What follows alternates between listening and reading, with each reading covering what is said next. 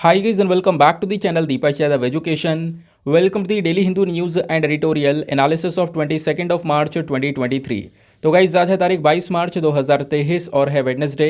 देखेंगे आज के द हिंदू कंप्लीट न्यूज़पेपर को एनालाइज करेंगे। बट लेक्चर में आगे बढ़ने से पहले अगर आप लोगों को इस लेक्चर का पीडीएफ चाहिए तो क्या करना है, सबसे पहले डाउनलोड करना है टेलीग्राम, देन उसके बाद जाके सर्च बॉक्स में टाइप करना Deepak Yadav education UPSC. As you can see guys आप लोगों को ये वाला चैनल मिल जाएगा, उस पर क्लिक करना और जाकर इस चैनल को ज्वाइन कर लेना। ज्वाइन करने से फ़ायदा क्या होगा, यहाँ पर डेली बेसिस पर लेक्चर का पीडीएफ मिल जाता है, डेली करंट अफेयर के वीडियो का पीडीएफ मिल जाता है और डेली बेसिस पर बहुत सारे डिजिटल नोट्स मिल जाते हैं। नाउ बढ़ते हैं आगे बढ़ने से पहले हमेशा की तरह हम लोग अपने लेक्चर को एक मैप के क्वेश्चन के साथ स्टार्ट करेंगे।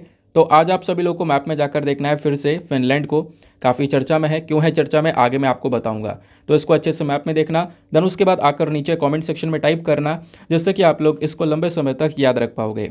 साथ ही साथ एक क्वेश्चन सॉल्व करेंगे जो कि यूपीएससी प्रीवियस ईयर साल 2021 के प्रीलिम्स में पूछा गया था।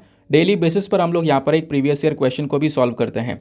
क्वेश्चन के अंदर जब आप ऑप्शंस देखोगे ना, तो ऑप्शन में अलग अलग मिनिस्ट्रीज़ के नाम दिए गए हैं। पूछा यह जाता है कि नेशनल लेवल पर कौन सी एक ऐसी मिनिस्ट्री है जिसका मेजर काम है scheduled tribes and other traditional forest dwellers act 2006 को अच्छी तरीके से लागू करना।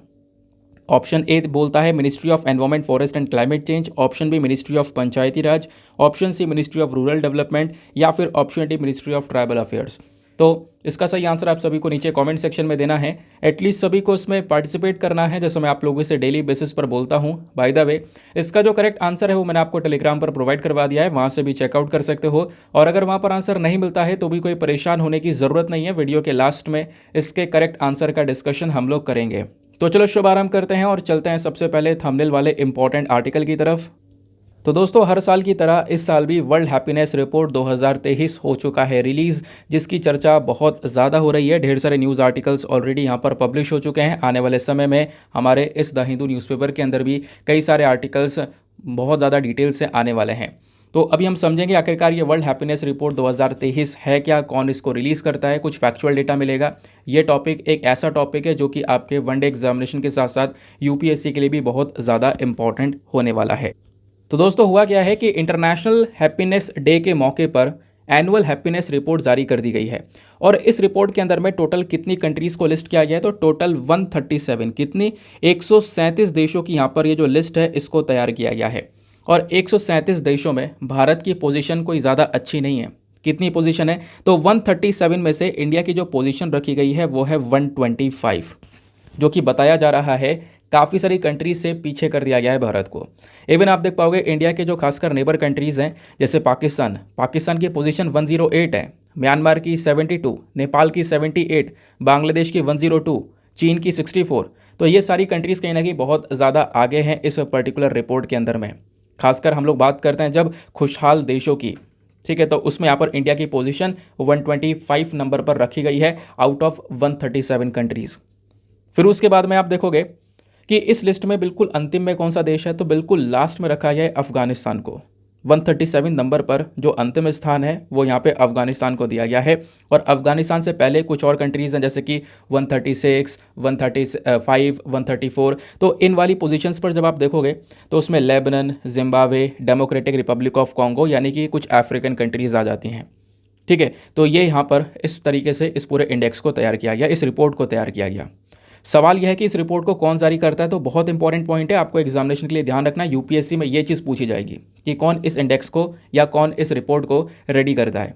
तो इस रिपोर्ट को जारी किया जाता है UN sustainable development solutions network के थ्रू। ये इसका पूरा नाम है, एक बार और रिपीट करता हूँ, UN sustainable development solutions network. ये यहाँ पर इस वर्ल्ड हैप्पीनेस रिपोर्ट को जारी करता है। मैं कुछ फैक्चुअल डेटा आपको लिखित में प्रोवाइड करवा दूंगा पीडीएफ में, तो वहाँ पर भी आप पढ़ लोगे तो कोई ज़्यादा परेशानी होगी नहीं। सवाल यह है कि अगर इन कंट्रीज़ को इस प्रकार से पोजीशन दी गई हैं अलग अलग, तो किस बेसिस पर दी गई हैं, ये रिपोर्ट किस बेसिस पर तैयार की जाती है। तो एक कंट्री के अंदर में जीडीपी यानी उसकी इकोनॉमी किस लेवल पर है ना, उस कंट्री के अंदर में सोशल सपोर्ट कितना दिया जा रहा है, उस कंट्री में लोगों को आज़ादी कितनी है, फ्रीडम कितना है, करप्शन कितना है ना। अगर करप्शन ज़्यादा है तो ऑब्वियस सी बात है उस कंट्री की रैंक या उसकी पोजीशन बिल्कुल नीचे होगी, है ना। आज़ादी लोगों को नहीं मिली है तो कहीं ना कहीं उस कंट्री की रैंक नीचे आ जाएगी। तो ये कुछ फैक्टर्स है जिसको ध्यान में रखते हुए ये वर्ल्ड हैप्पीनेस रिपोर्ट को तैयार किया जाता है और 2023 की रिपोर्ट हम ऑलरेडी डिस्कस कर चुके हैं। इवन यहाँ पे काफ़ी सारे आर्टिकल्स में बोला यह जा रहा है कि रशिया यूक्रेन के बीच में वॉर हुआ और 2022 पूरा साल ऐसे निकल गया दोनों देशों के बीच में इस वॉर को चलते चलते। लेकिन यहाँ पर इन दोनों देशों की रैंक भी ना इंडिया से काफ़ी ज़्यादा अच्छी रखी गई है। रूस यूक्रेन में आप देखोगे पिछले एक साल से जंग चल रही है, फिर भी हैप्पीनेस इंडेक्स के अंदर में उनकी जो पोजीशन है वो भारत से बेहतर है। रूस की पोजीशन क्या है, 70वें नंबर पर है और यूक्रेन की 92 यानी 92वें नंबर पर यहाँ पर यूक्रेन को रखा गया है, जबकि इंडिया को 125 की नंबर की पोजीशन यहाँ पर दी गई है। देखते हैं आगे यहाँ पर क्या होता है, काफ़ी सारी चर्चा होगी, काफ़ी सारे लोग यहाँ पर इस रिपोर्ट को क्रिटिसाइज़ भी करेंगे, काफ़ी सपोर्ट में बोलेंगे, कुछ एडिटोरियल पब्लिश होंगे, तो वो सब जो भी होगा आगे वो हम डिस्कस करते रहेंगे। बट अभी जितनी सिचुएशन है उसको ध्यान में रखना है, ठीक है। आप सोच रहे होंगे ये तो आपने बताया नहीं कि फर्स्ट नंबर पर कौन है, सेकंड नंबर पर कौन है, ये भी तो पता होना चाहिए क्योंकि एग्जामिनेशन में वही पूछा जाएगा। हाँ, तो उसको भी नोट डाउन कर सकते हो। इस 2023 की रिपोर्ट में फर्स्ट नंबर पर रखा गया है फिनलैंड को। इसी वजह से मैंने बोला था फिनलैंड को आज अच्छे से जाकर मैप में देखना। सेकंड नंबर पर आ जाता है डेनमार्क। फिनलैंड लंबे समय से इस रिपोर्ट में नंबर 1 पे बना हुआ है। फिर सेकंड नंबर पर डेनमार्क आ गया, थर्ड नंबर पर आइसलैंड है, फोर्थ नंबर पर इजराइल है, फिफ्थ नंबर पर नेदरलैंड है, सिक्स नंबर पर स्वीडन है और सेवेंथ नंबर पर नॉर्वे है, एट्थ नंबर पर स्विट्जरलैंड और नाइन्थ नंबर पर लग्जमबर्ग, 10th नंबर पर न्यूजीलैंड। ये यहाँ पर 1 to 10 टॉप कंट्रीज़ हैं जो कि यहाँ पर इस रिपोर्ट में इन्होंने टॉप 10 पोजीशंस को गेन किया है। बाकी 125 नंबर किसका है, इंडिया का है। इसी वजह से कुछ आर्टिकल ऐसे पब्लिश हो रहे हैं कि India among the unhappiest countries in the world, ऐसा यहाँ पर वर्ल्ड हैप्पीनेस रिपोर्ट हमें दर्शाती है। नाउ नेक्स्ट आर्टिकल पर आते हैं। ये वाला article GS paper number 2 polity से लिंक करके यहाँ पे काफ़ी इंपॉर्टेंट माना जा सकता है। कुछ चीज़ें हैं जो कि यहाँ पे ध्यान में रखना, अभी कुछ ज़्यादा डिटेल से आपको नहीं पढ़ना है, लेकिन कुछ ऊपर ऊपर की चीज़ें पढ़नी है। आने वाले समय पर इसकी चर्चा काफ़ी ज़्यादा हो सकती है।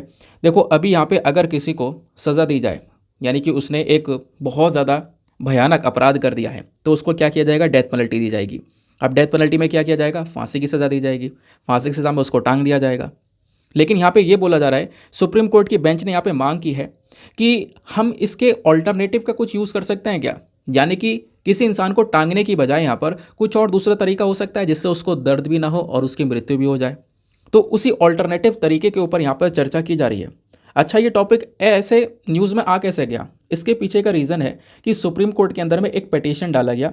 एक एडवोकेट है ऋषि मल्होत्रा साहब, उन्होंने यहाँ पर एक पिटीशन फाइल किया और पिटीशन फाइल करते हुए चैलेंज कर दिया section 354 clause 5 of the code of criminal procedure को। तो इस सेक्शन को चैलेंज करते हुए ये बोला है कि सर जो डेथ पेनल्टी दी जाती है उसमें एक इंसान को जब टांग दिया जाता है फांसी पर, तो वो कहीं ना कहीं एक पेनफुल डेथ है, काफ़ी दर्दनाक मौत है। उससे क्या होगा, उसको यहाँ पर गर्दन के थ्रू टांग दिया जाएगा, है ना, रस्सी बांध के, और जब तक उसकी मृत्यु नहीं हो जाती तब तक वो ऐसे टंगा रहेगा। तो ये जो सज़ा है ना, ये बहुत ही ज़्यादा पेनफुल है और कहीं ना कहीं क्रूअल तरीका है ये। तो इसी वजह से यहाँ पर इस व्यक्ति ने यहाँ पे मांग की है कि हमें ना ज़रूरत है एक मानवता की, हमें यहाँ पर एक मेथड की ऐसी ज़रूरत है जो कि कहीं ना कहीं यहाँ पर इसका एक ऑल्टरनेटिव हो और इतना निर्दयता यहाँ पर ना दिखाया जाए, है ना। जैसे अमेरिका वगैरह में है, यूएस में क्या किया जाता है, यूएस में लीथल इंजेक्शन यूज़ किया जाता है। ऐसे यहाँ पर लटकाया नहीं जाता है किसी को भी, लीथल इंजेक्शन यानी कि जो जहर का इंजेक्शन है वो यहाँ पर देकर एक शांतिपूर्वक इंसान को मृत्यु दे दी जाती है। तो उसी चीज़ के ऊपर यहाँ पर सुप्रीम कोर्ट ने कल के दिन हमारी केंद्र सरकार से बोला है कि आप डेटा वगैरह प्रोवाइड करवाओ कि एग्जैक्टली क्या इसका कोई ऑल्टरनेटिव सोल्यूशन हो सकता है या नहीं हो सकता है, उसके बारे में चर्चा की जाए। लेकिन कोई ऑल्टरनेटिव तरीका ढूंढने से पहले हमारे जो आज के समय पर चीफ जस्टिस ऑफ इंडिया हैं DY चंद्रचूड़ साहब, इनका कहना यह है कि पहले हमें एक बार सही से देखना पड़ेगा, पूरा डेटा निकालना पड़ेगा कि किस किस को कैसे कैसे लटकाया गया, वो डेटा यहाँ पर देखना पड़ेगा, उसका इम्पैक्ट क्या पड़ा है ना। उसके बाद ही हम लोग किसी चीज़ के ऊपर विचार कर सकते हैं, किसी ह्यूमन मेथड के ऊपर यहाँ पे विचार किया जा सकता है। अभी के लिए यहाँ पर इतना ही मैटर है इस आर्टिकल में।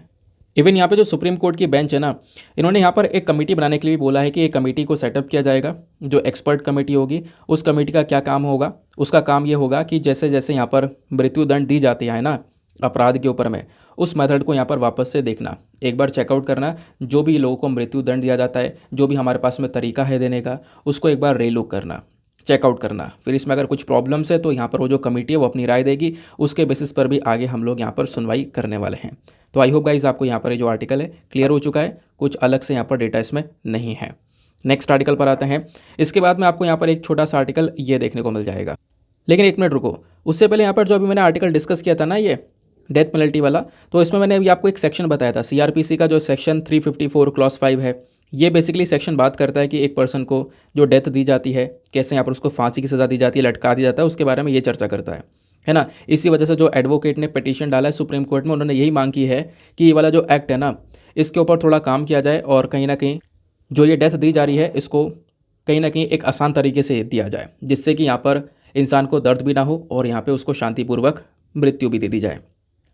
नाउ नेक्स्ट आर्टिकल बात करता है किस चीज़ के बारे में, श्रीलंका के बारे में। अब इस आर्टिकल को वैसे आप जीएस पेपर नंबर 3 इकोनॉमी के पर्सपेक्टिव से लिंक कर सकते हो और GS paper number 2 international relations के तौर पर भी देख सकते हो। बात क्या की जा रही है, जो आईएमएफ बॉडी है that is international monetary fund, इन्होंने अभी $3 बिलियन का जो बेल आउट पैकेज है वो क्लियर कर दिया है श्रीलंका के लिए। अब इसका मतलब क्या है, देखो श्रीलंका एक ऐसा देश है जो कि पिछले साल काफ़ी ज़्यादा न्यूज़ में बना रहा, हर सप्ताह एक ना एक आर्टिकल आता रहता था। उसके पीछे का रीज़न ये है कि इनकी जो इकोनॉमी है, इनकी जो अर्थव्यवस्था है वो पूरी तरह से बर्बाद हो गई थी और उसके पीछे के कई सारे कारण हैं, है ना। तो अभी के समय पर श्रीलंका के ऊपर जो उधार है वो बहुत ज़्यादा है, इतना उधार है कि इनको क्या करना पड़ा, बहुत सारे देशों से और उधार लेना पड़ा अपने कंट्री को आगे सर्वाइव करने के लिए। तो करंट समय पर ये इतने डेट के अंदर में फंस चुके हैं कि अगर इनको दूसरे देशों का उधार चुकाना हो तो भी यहाँ पर उसके लिए भी इनको लोन लेना पड़े। ये हालात यहाँ पर श्रीलंका के हो चुके हैं। उसके पीछे कई सारे रीज़न हमने कई बार डिस्कशन किया है, आपको याद होगा। अब श्रीलंका को चाहिए एक सपोर्ट, क्योंकि महंगाई वगैरह बहुत ज़्यादा हो चुकी है। सपोर्ट ये चाहिए कि कोई तो आए श्रीलंका को इस पर्टिकुलर मामले से, इस पर्टिकुलर डिज़ास्टर से बचाने के लिए। तो इसके लिए यहाँ पे हमारे पास में अलग अलग बॉडीज़ है, जैसे वर्ल्ड बैंक है, वैसे यहाँ पर एक इंटरनेशनल मॉनेटरी फंड नाम की एक बॉडी है। तो इसका काम यहाँ पर यही है कि इंटरनेशनल लेवल पर जो मॉनेटरी स्टेबलाइजेशन है उसको बनाए रखना, है ना। कोई कंट्री डूब रही है तो उसको सपोर्ट करना। तो श्रीलंका थोड़ा सा सपोर्ट मांगने गया, हालांकि श्रीलंका को कई सारे देशों ने सपोर्ट ऑलरेडी प्रोवाइड करवा दिया है। भारत ने कई बिलियन डॉलर्स का सपोर्ट प्रोवाइड करवाया और आईएमएफ भी पहले श्रीलंका को ऑलरेडी पैसे दे चुका था, बट यहाँ पे श्रीलंका को अभी और पैसे की आवश्यकता है। तो आईएमएफ के पास में पहुंचा हेल्प लेने के लिए, मदद मांगने के लिए, और आईएमएफ ने यहाँ पर पहले तो मना कर दिया था, इन्होंने काफ़ी सारी कंडीशंस रख दी थी, लेकिन यहाँ पर कह सकते हो श्रीलंका उससे नाखुश था। अब उसके बाद में कई सारे कंट्रीज़ ने आकर श्रीलंका के रेफर में सपोर्ट किया। कैसे कि मतलब यहाँ पर आईएमएफ से बोला कि ठीक है, हम भी यहाँ पर बोले कि देखो अगर श्रीलंका को लोन लेना है ना तो इसको सपोर्ट चाहिए होगा अलग अलग देशों का, जैसे चाइना, उसके बाद में इंडिया, आके आईएमएफ से बोले क्या इनको लोन प्रोवाइड करवा दिया जाए। और इन कंट्रीज़ ने बोला, इन कंट्रीज़ ने अग्री भी किया, जिसके बेसिस पर यहाँ पर अब इंटरनेशनल मॉनेटरी फंड तैयार हो चुका है श्रीलंका को $3 बिलियन का जो पैकेज है वो प्रोवाइड करवाने के लिए। ये बेल आउट अमाउंट जो है ना ये प्रोवाइड किया जा रहा है, या आईएमएफ ने क्लियर कर दिया है। तो श्रीलंका में काफ़ी खुशी का माहौल है कि $3 बिलियन आने वाला है। अब $3 बिलियन जो आएगा ना उसकी खुशी में आप देख पाओगे किस प्रकार से जो सेलिब्रेशन है वो चल रहा है, पटाखे वगैरह फोड़े जा रहे हैं। ये सेलिब्रेशन चल रहा है वाकई में। यहाँ पर देखोगे जब यहाँ पे प्रेसिडेंट ने अनाउंस किया कि हाँ आईएमएफ लोन अप्रूव हो चुका है, उसके बाद इस प्रकार से पटाखे फोड़े गए। तो आप समझ सकते होंगे कि हाँ इकोनॉमी के हालात कितने ज़्यादा बुरे होंगे।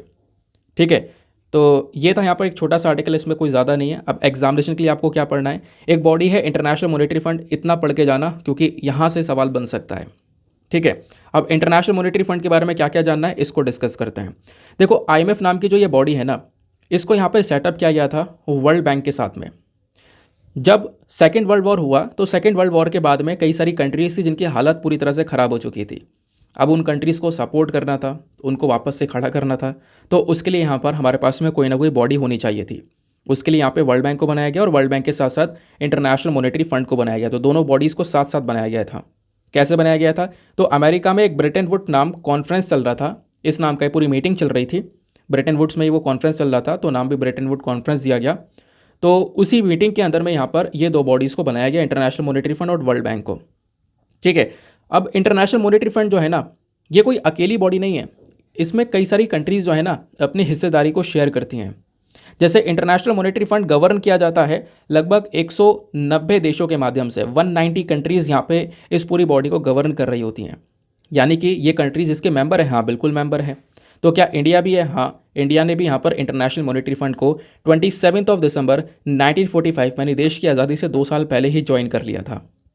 सवाल यह है कि इस बॉडी को क्यों बनाया गया, इसका पर्पज़ क्या है। पर्पज़ तो मैं आपको ऑलरेडी बता ही चुका हूँ। इसका जो प्राइमरी पर्पज़ है वो है इंटरनेशनल मॉनेटरी सिस्टम के अंदर स्टेबिलिटी को मेंटेन करना, है ना।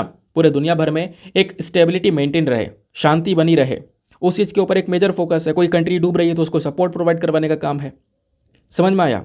फिर उसके बाद में इंटरनेशनल मॉनेटरी फंड कई सारी रिपोर्ट्स को भी पब्लिश करता है, वो भी आपको पता होना चाहिए। जैसे ये डायरेक्टली सवाल बन जाते हैं कि ग्लोबल फाइनेंशियल स्टेबिलिटी रिपोर्ट कौन पब्लिश करता है, तो वो इंटरनेशनल मॉनेटरी फंड ही पब्लिश करता है। और इसी बॉडी के थ्रू एक और रिपोर्ट पब्लिश की जाती है जिसका नाम है वर्ल्ड इकोनॉमिक आउटलुक। तो ये दोनों बॉडीज़ यहाँ पर IMF के थ्रू आ जाती हैं। अब यूपीएससी ने देखो कई सारे सवाल पूछे हैं। इवन 2020 में एक सवाल पूछा गया था एक सिस्टम के बारे में, गोल्ड ट्रेंच के बारे में।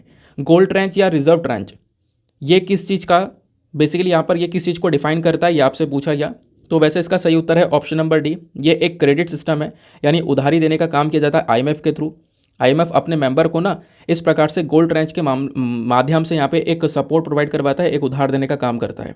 तो एक क्रेडिट सिस्टम है जो कि यहाँ पे IMF अपने मेंबर्स को देता है, ठीक है, जिसको हम लोग बोलते हैं गोल्ड ट्रेंच या रिजर्व ट्रेंच। ये बात ध्यान में रखनी है। फिर यूपीएससी ने 2017 में एक क्वेश्चन पूछा था। अच्छा, इस क्वेश्चन को तो मैंने ऐसे ही लगाया है। क्यों लगाया है? ये बताने के लिए कि जो मैंने इंटरनेशनल मॉनेटरी फंड में लास्ट वाला पॉइंट पढ़ाया है ना आपको, कि ये 2 रिपोर्ट्स यहाँ पर IMF पब्लिश करता है, ये आप ध्यान में रखना। ये क्यों ध्यान में रखना? क्योंकि ऐसे सवाल बन जाते हैं। 2017 में आप देखोगे ऐसे सवाल बन गया था। यूपीएससी ने सवाल पूछा था कि ग्लोबल जेंडर गैप इंडेक्स जो है ना, ये यहाँ पर कौन पब्लिश करता है। तो यहाँ पे आपको ऑप्शन दिए गए हैं world economic forum, United nation human right council. तो इसका सही उत्तर है option number A, world economic forum, ठीक है। और ऐसे कई सारे रिपोर्ट्स को लेकर, चाहे वो ग्लोबल कॉम्पिटिटिवनेस रिपोर्ट हुई और कई सारे इंडेक्स हो गए, ऐसे हर साल कहीं ना कहीं सवाल बनते रहते हैं। और इसी वजह से जो वर्ल्ड हैप्पीनेस रिपोर्ट है, ये कौन पब्लिश करता है, ये मैंने अभी आपको थोड़ी देर पहले बताया था। अगर आपने ध्यान से सुना है तो ज़रा नीचे कमेंट सेक्शन में बताओ कौन पब्लिश करता है। जो मैंने स्टार्टिंग में आर्टिकल पढ़ाया था ना वर्ल्ड हैप्पीनेस रिपोर्ट के बारे में, उसको कौन पब्लिश करता है, ज़रा नीचे कमेंट सेक्शन में बताओ। आगे आते हैं दोस्तों। आगे बढ़ने से पहले मेक श्योर करना वीडियो पे जो लाइक का बटन है उसको प्रेस कर देना। एक छोटा सा टारगेट है हमारा 5K प्लस लाइक्स का, जिसको आप अचीव करवा सकते हो। साथ ही साथ में मेरे साथ में इंस्टाग्राम पे कनेक्ट कर सकते हो। इंस्टाग्राम पे जाना, सर्च बॉक्स में लिखना दीपक यादव एजुकेशन, आपको ये वाला प्रोफाइल मिलेगा। 11,000 से ज़्यादा लोग यहाँ पर जुड़े हुए हैं। आप भी मेरे साथ में पर्सनली जुड़ सकते हो। नाउ नेक्स्ट आर्टिकल काफ़ी इंपॉर्टेंट होने वाला है। इसको आप लोग GS पेपर नंबर 2 पॉलिटी के साथ में लिंक कर सकते हो। क्या बात बोले जा रही है? यहाँ पर इलेक्ट्रल बॉन्ड्स के बारे में डिस्कशन किया जा रहा है। इलेक्ट्रल बॉन्ड्स भी काफ़ी इंपॉर्टेंट टॉपिक है, ये भी अक्सर न्यूज़ में रहता है। देखो, इलेक्ट्रल बॉन्ड को लेकर सुप्रीम कोर्ट में कई सारी पिटीशंस डाली गई हैं और रिसेंटली इलेक्ट्रल बॉन्ड्स के मामले में एक अमेंडमेंट भी किया गया था, एक बदलाव किया गया था, आपको पता होगा। तो सुप्रीम कोर्ट में पिटीशन डाली गई है और इसको चैलेंज किया गया है कि ऐसा नहीं होना चाहिए। अच्छा, क्या किया गया?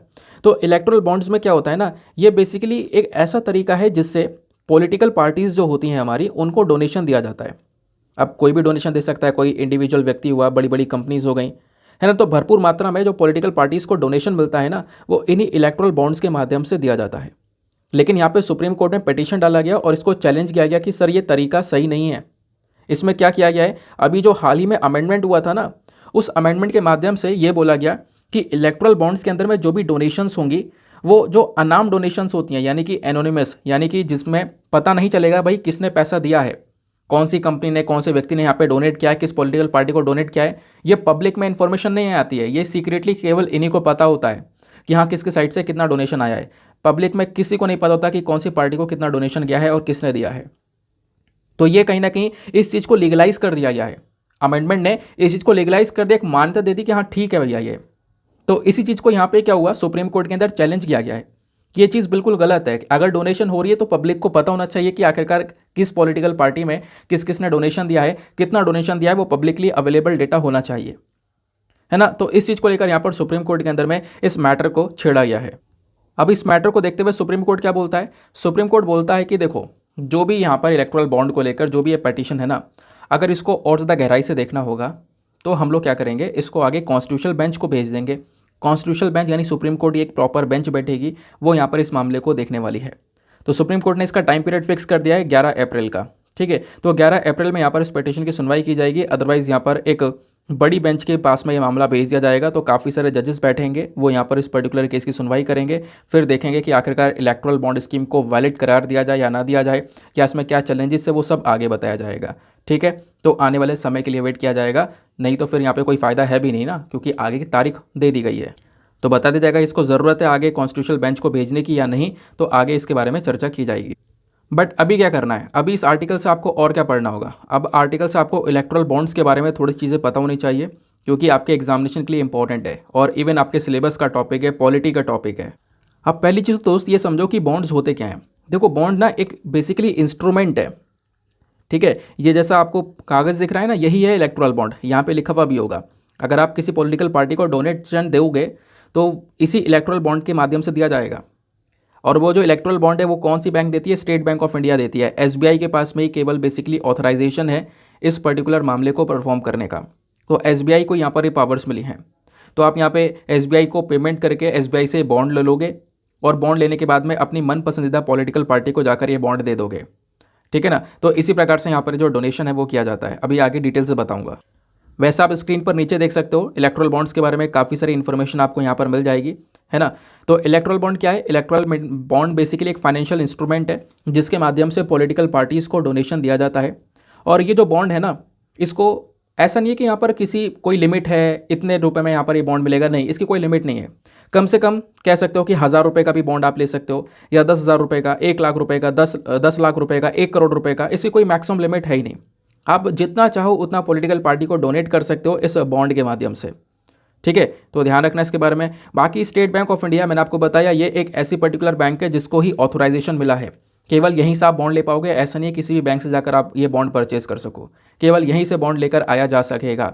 और वैसे तो यहाँ पर ये 15 दिन के लिए वैलिड होता है, लेकिन रिसेंटली जो इसके अंदर अमेंडमेंट किया गया है, संशोधन किया गया है, उसके बेसिस पर बोला यह गया था कि यहाँ पर 30 डेज एडिशनल कर दिए जाएंगे और टाइम पीरियड बढ़ा दिया गया है कि कुछ समय तक और ये वैलिड रहने वाला है। नाउ ये जो बॉन्ड्स है ना, ये बॉन्ड्स यहाँ पे क्या किया जाएगा, मैंने जैसे बोला कि अगर आपको बॉन्ड चाहिए या फिर आपको किसी पर्टिकुलर पॉलिटिकल पार्टी में डोनेशन करना है, तो आप क्या करोगे, स्टेट बैंक ऑफ इंडिया के पास में जाओगे, उसको एक पेमेंट करोगे। अपना डिजिटल पेमेंट करने के बाद में एसबीआई क्या करेगा, आपको एक बॉन्ड दे देगा, जो कि मैंने अभी आपको दिखाया था। एक पर्चा मिल जाएगा, आप उस पर्चे को लेकर जाकर अपनी मन पसंदीदा पॉलिटिकल पार्टी को ले जाकर दे दोगे और वो पॉलिटिकल पार्टी उस बॉन्ड को रिडीम करवा लेगी बैंक से, यानी कि वो जो अमाउंट है वो बैंक से इसको मिल जाएगा, ठीक है। अब ये जो बॉन्ड्स हैं किसके लिए होते हैं, देखो कोई भी पर्सन, कोई भी कंपनी, कोई भी यहाँ पर बेसिकली इसको परचेज कर सकता है, ठीक है। और ख़ासकर देखोगे तो अप्रैल, जुलाई, जनवरी, अक्टूबर, ये कुछ मंथ हैं। इन मंथ के दौरान यहाँ पर बॉन्ड्स वगैरह परचेज़ किए जाते हैं, यानी बॉन्ड्स अवेलेबल होते हैं खरीदने के लिए इन मंथ के अंदर में। समझ में आई बात? आगे आता है। फिर उसके बाद में चाहे वो एक इंडिविजुअल पर्सन हो, वो भी बॉन्ड परचेज़ कर सकता है, सिंगली भी परचेज़ कर सकता है, या फिर किसी और दूसरे के साथ में मिलकर ही बॉन्ड्स को परचेज़ कर सकता है। लेकिन खास बात यहाँ पर यह है कि इस बॉन्ड में जो डोनर का नेम होता है, यानी किसने डोनेशन दिया है, उसका नाम इसमें होता ही नहीं है। पता ही नहीं चलता कि भाई किसकी साइड से डोनेशन आया है। और यही यहाँ पर इसी चीज़ की वजह से ये पूरा का पूरा मामला उठता है। सुप्रीम कोर्ट में बार बार पिटीशन इसी चक्कर में डाली गई है। इसी चक्कर में इलेक्ट्रल बॉन्ड को चैलेंज भी किया गया है कि सर यहाँ पर आपका कोई भी टाइम पीरियड मेंशन नहीं, सॉरी कोई भी यहाँ पर किसी का नाम ही मेंशन नहीं है कि हाँ किसने किसको कितना डोनेशन दिया है। तो ये डेटा भी यहाँ पर पब्लिकली अवेलेबल होना चाहिए, ये बात यहाँ पर बोली गई। और यही चीज़ ना कहीं यहाँ पर इलेक्ट्रल बॉन्ड के डिसएडवांटेज में काउंट की जाती है, ठीक है। तो जो इलेक्ट्रल बॉन्ड्स का जो मामला उठाया जाता है ना, तो उसमें यही पहला बोला जाता है कि भाई इसका मिसयूज़ भी हो सकता है, क्योंकि यहाँ पर एनोनिमिटी है। और उसी के बारे में यहाँ पर चर्चा किया गया है कि ये जो एनोनिमस डोनेशन है, यानी कि अनाम डोनेशन, जिसमें कोई नाम ही नहीं है, किसी को कुछ पता ही नहीं चल रहा है, ठीक है। तो यहाँ पर ना ही डोनर और ना ही पॉलिटिकल पार्टी, किसी का नाम रिवील नहीं किया जाता, किसी का नाम बाहर नहीं निकाला जाता कि किसके पास में कितना डोनेशन और कहाँ से आया है। तो ये बेसिकली यहाँ पर इसका एक पहला चैलेंज भी है। दूसरा चैलेंज यहाँ पर यह है कि सरकार ने देखो इसको डिफेंस किया है।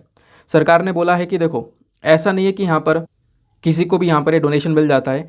यहाँ पे केवल उन्हीं पार्टीज़ को मिलता है, उन्हीं पॉलिटिकल पार्टीज़ को जो कि representation of the peoples act 1951 के अंदर में रजिस्टर करवा पाती हैं। क्योंकि अगर आपको एक पॉलिटिकल पार्टी लेकर आनी है और अगर वो पॉलिटिकल पार्टी यहाँ पर उस पॉलिटिकल पार्टी को देश में उतारना है, तो उसके लिए पहले क्या करना पड़ेगा, representation of the peoples act 1951 के अंदर में रजिस्टर करवाना पड़ेगा। तो जो पार्टीज़ यहाँ पर इसके अंदर में रजिस्टर्ड होंगी वही यहाँ पर डोनेशन को रिसीव कर पाएंगी, ध्यान रखना। और साथ ही साथ में एक एलिजिबिलिटी भी बोली गई है कि यानी कि जो भी पार्टीज़ होंगी ना, उनको कम से कम जो उनका पिछला इलेक्शन होगा, जैसे मान लो कोई पॉलिटिकल पार्टी ये बनी हुई है, उनका जो लास्ट इलेक्शन होगा, तो उस लास्ट इलेक्शन में कम से कम 1% वोट तो यहाँ पर होने चाहिए। लास्ट वाले इलेक्शन में कम से कम 1% वोट तो यहाँ पर उनको मिलने चाहिए। अगर 1% वोट मिले हैं तो वो एलिजिबल हैं, तो यहाँ पर उनको ये जो डोनेशन है इलेक्ट्रल बॉन्ड के माध्यम से वो दिया जा सकता है। फिर उसके बाद में यहाँ पर बोला गया है, सरकार ने एक चीज़ कह के और डिफेंड किया है कि यहाँ पे ना केवल और केवल वाइट मनी को इन्वॉल्व किया जाता है। इन बॉन्ड्स के अंदर में केवल वाइट मनी ही यहाँ पे रखी जाती है, क्योंकि जो अमाउंट्स है वो केवल चेक या डिमांड ड्राफ्ट के थ्रू यहाँ पर पे किया जाता है। तो ब्लैक मनी यहाँ पे यूज़ नहीं की जाती, केवल वाइट मनी का यहाँ पर इन्वॉल्वमेंट देखने को मिलेगा। ये बेसिकली गवर्नमेंट की साइड से यहाँ पर डिफेंस है। गवर्नमेंट की साइड से यहाँ पर बोला गया है कि देखो जैसा आप सोच रहे हो इलेक्ट्रल बॉन्ड्स को लेकर, वैसा कुछ नहीं है, ठीक है। यानी कि सरकार ने जो इन्फॉर्मेशन बाहर देने से मना किया है कि मतलब कोई भी पॉलिटिकल पार्टी को जो भी डोनेशन जहाँ से भी आएगा वो हम यहाँ पे इन्फॉर्मेशन बाहर नहीं देने वाले, आप ऐसा कह सकते हो, ठीक है। दूसरी एक और चीज़ भी चैलेंज की गई है, जो पॉलिटिकल पार्टीज़ क्या करती हैं, कैंपेनिंग करती हैं ना, तो कैंपेनिंग करने के लिए भी उनके पास में डोनेशन आता है। तो डोनेशन जो आता है उसकी जो लिमिट थी पहले एक सेट थी, बट अब उस लिमिट को भी हटा दिया गया है रीसेंट अमेंडमेंट के माध्यम से। तो उसको देखते हुए भी यहाँ पे क्या किया गया, सुप्रीम कोर्ट में इस मामले को चैलेंज किया गया। बट 11 अप्रैल का वेट करना होगा, देखना होगा सुप्रीम कोर्ट क्या बोलता है इस पर्टिकुलर मामले में। ठीक है, आगे आते हैं। ना दोस्तों, एक आर्टिकल आपको यहाँ पर ये देखने को मिलेगा, एक छोटा सा आर्टिकल है, लेकिन इसको आप जीएस पेपर नंबर 2 हेल्थ के पॉइंट ऑफ व्यू से लिंक कर सकते हो। क्या बात की जा रही है, जो हमारा हाउस पैनल है उन्होंने मांग की है किसी चीज़ को लेकर, हार्ट अटैक के डेटा को लेकर।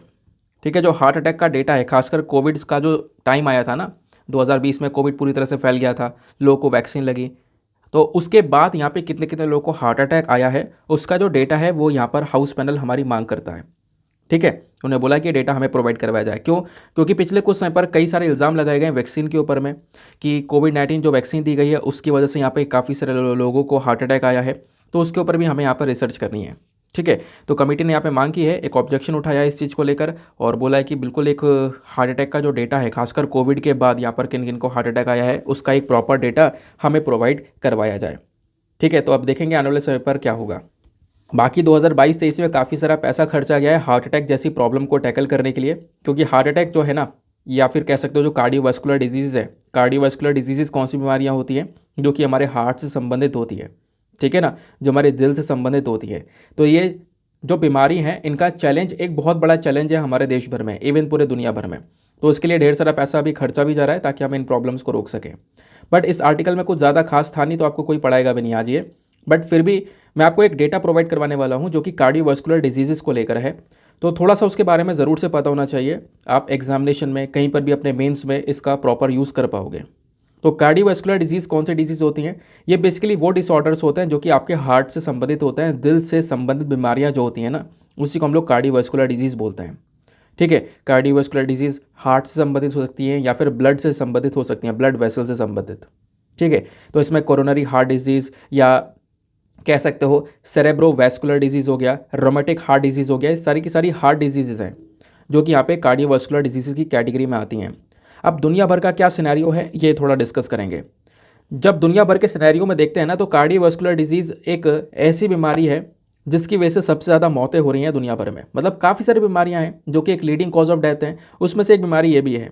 2019 में देखोगे तो 17.9 मिलियंस लोगों की जान गई थी, किसकी वजह से? इसी दिल से संबंधित बीमारी की वजह से।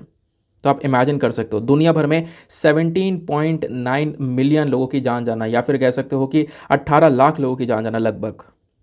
ऐसा खुद यहाँ पर वर्ल्ड हेल्थ ऑर्गेनाइजेशन की साइट से डेटा निकल कर आया है। सॉरी, 18 लाख नहीं, ये मिलियन है। ये लगभग 1.8 करोड़ के आसपास यहाँ पर जो केसेस हैं 2019 के अंदर निकल कर आए थे, आप ऐसा कह सकते हो। फिर उसके बाद में बोला गया कि कार्डियोवास्कुलर डिजीज़ में जितने भी लोगों की मौतें हुई हैं, हर 5 में से 4 व्यक्ति की जो मौत हुई है वो हार्ट अटैक की वजह से हुई थी या स्ट्रोक की वजह से हुई थी। और या फिर कह सकते हो कि 1/3 लोग ऐसे थे जिनकी यहाँ पर प्रीमेच्योर डेथ हो गई है, यानी कि 70 साल से कम उम्र के अंदर अंदर यहाँ पे हार्ट अटैक की वजह से उनकी मृत्यु हो गई है। तो ये 2019 का डेटा था। अब यहाँ पर इंडियन सिनेरियो क्या है इसको थोड़ा देखते हैं। वर्ल्ड हेल्थ ऑर्गेनाइजेशन के अकॉर्डिंग बात करें तो इंडिया के अंदर में लगभग जो टोटल डेथ है वो 63% के आसपास आपको देखने को मिल जाएंगी due to the non communicable disease, और 27% डेथ जो हो रही हैं वो बेसिकली कार्डियोवास्कुलर डिजीज़ से हो रही हैं। यानी कि 27% इंडिया के अंदर जो मौतें हो रही हैं वो कहीं ना कहीं दिल से संबंधित बीमारियों की वजह से हो रही हैं। ठीक है, और खासकर 40 से 70 साल के जो लोग हैं उनमें सबसे ज़्यादा यहाँ पर ये बीमारी देखने को मिल जाती है, सबसे ज़्यादा उनकी ही मौत हो रही है हार्ट अटैक की वजह से। उसके बाद में सवाल यह है कि ऐसा क्यों हो रहा है, मतलब इतने सारे हार्ट अटैक के केसेस क्यों निकल कर आ रहे हैं? उसके पीछे का रीज़न है, उसके पीछे के काफ़ी सारे रिस्क फैक्टर है। जैसे करेंट समय पर लोगों का ना सब कुछ चीज़ें बदल चुकी हैं, पूरी हैबिट बदल चुकी है। एक अनहेल्दी डाइट है, एकदम तला भुना खाना, बिल्कुल अनहेल्दी सी डाइट है। दूसरा, कोई फिजिकल एक्टिविटी है ही नहीं, घर में केवल बैठे रहना है ना, कोई भी एक्सरसाइज यहाँ पे कोई कर ही नहीं रहा है। फिर उसके बाद में तंबाकू या अल्कोहल का कंजम्पशन ऊपर से और किया जा रहा है ना।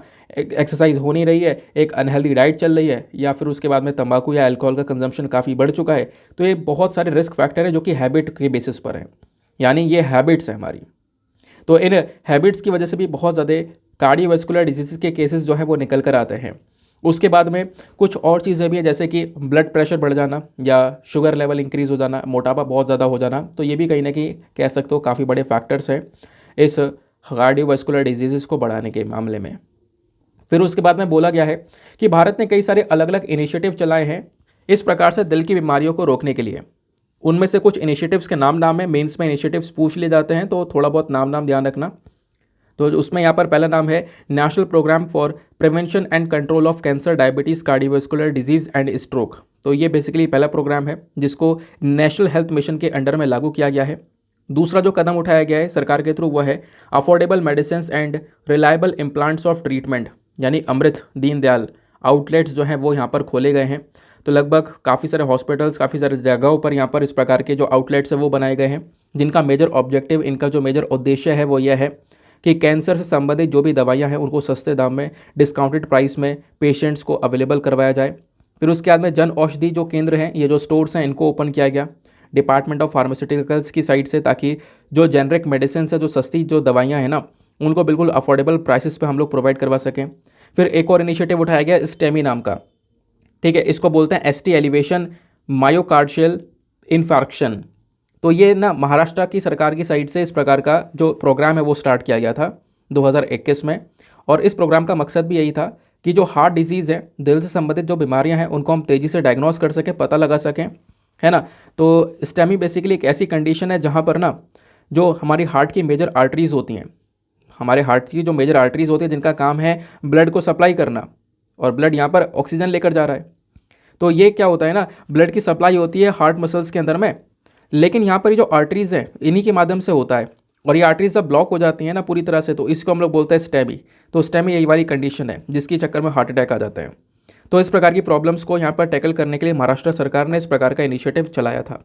तो ये कुछ इनिशिएटिव्स है जिसका बारे में आप ध्यान में रख सकते हो, एज ए एग्जाम्पल भी आप इसको यूज़ कर सकते हो। नेक्स्ट आर्टिकल पर आता है, देन आएंगे बिजनेस पेज पर। तो बिजनेस पेज पर एक आर्टिकल है जिसको आप लोग जीएस पेपर 3 इकोनॉमी के पॉइंट ऑफ व्यू से लिंक कर सकते हो, और एक और अच्छा आर्टिकल है एग्जामिनेशन के लिए थोड़ा सा ज़्यादा रेलिवेंट है। क्या बात की जा रही है यहाँ पे? बात की जा रही है अनडिस्क्लोज इनकम के बारे में।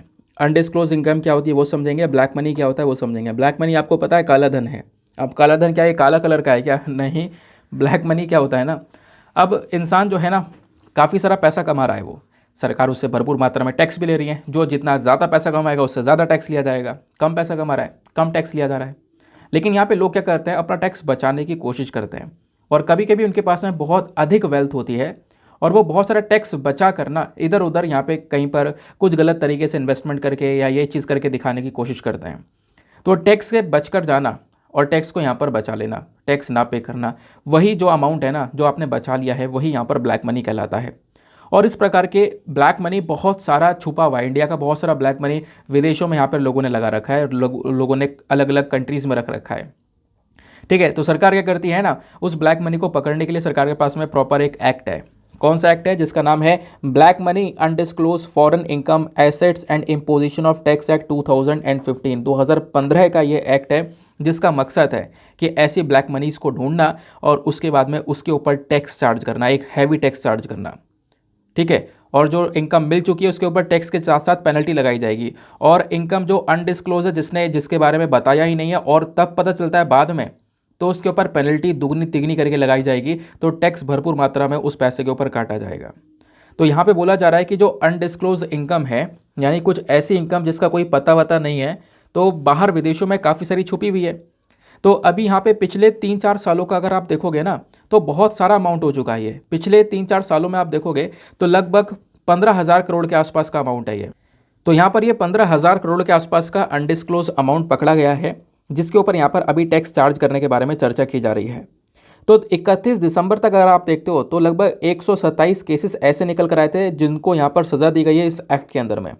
फिर उसके बाद में 13,800 करोड़ से ज़्यादा का अनडिस्क्लोज इनकम जो है ना, वो पैनामा पेपर्स, पैराडाइज पेपर्स और ये इस प्रकार के पेपर लीक होते हैं ना, पेपर यहाँ पर आ जाते हैं चर्चा में, जो कि ये बताते हैं कि भाई कौन कौन व्यक्ति है, किस किस ने किस किस देश के अंदर कितना कितना पैसा छुपाया है ना, टैक्स से बचकर ये सारा पैसा छुपाया है। कई बार ये पेपर्स रिलीज़ होते रहते हैं। हमने पैनामा, पैराडाइज पेपर ये सभी पहले भी डिस्कस कर रखे हैं। तो इसमें बोला गया कि लगभग 250 से ज़्यादा, कितने 250 से ज़्यादा जो भारत की कंपनीज़ हैं ना, वो कहीं ना कहीं इस पेंडोरा पेपर लीक के अंदर पकड़ी गई हैं, जिन्होंने काफ़ी सारा जो पैसा है ना वो यहाँ पर विदेशों में छुपा रखा है अलग अलग कंट्रीज़ में। वो बेसिकली अनडिस्क्लोज इनकम है। तो उसी अनडिस्क्लोज इनकम के ऊपर टैक्स की डिमांड की गई है।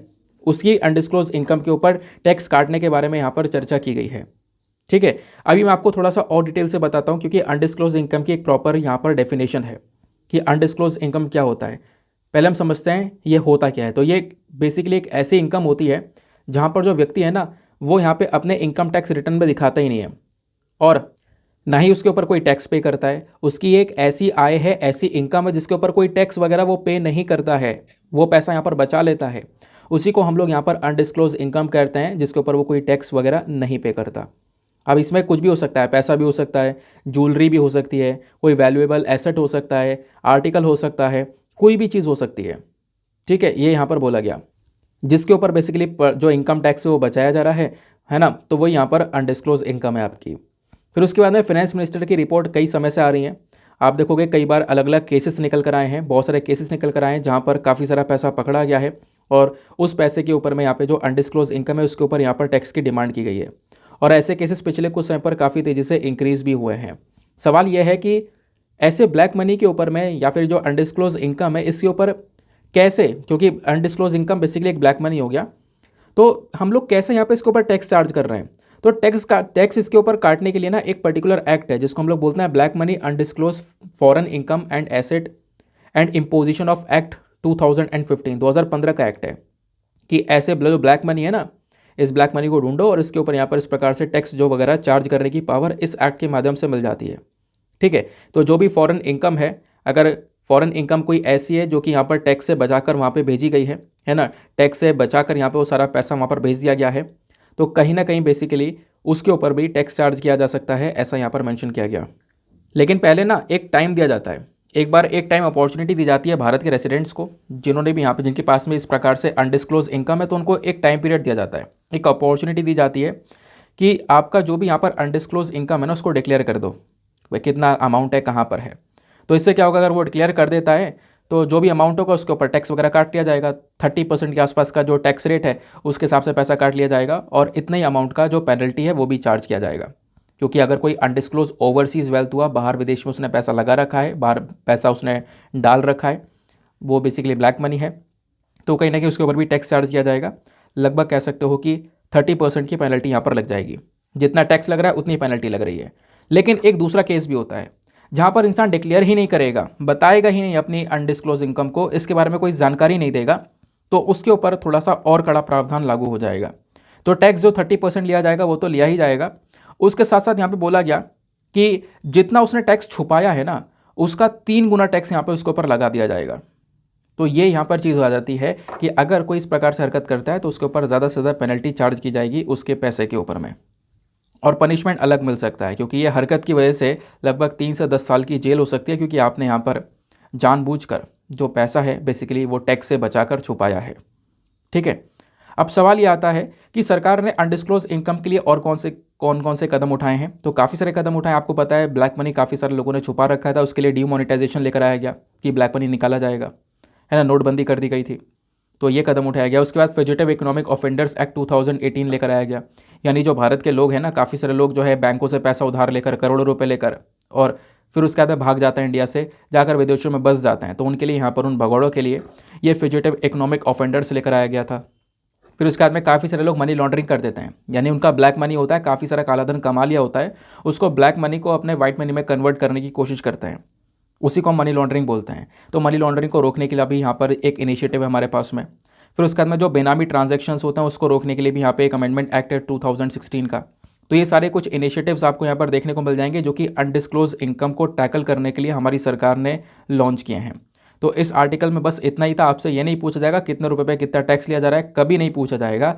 बस ध्यान रखना अनडिस्क्लोज इनकम क्या है और उसके लिए हमारे पास में कौन सा एक्ट है और उस एक्ट के क्या क्या प्रोविजंस हैं।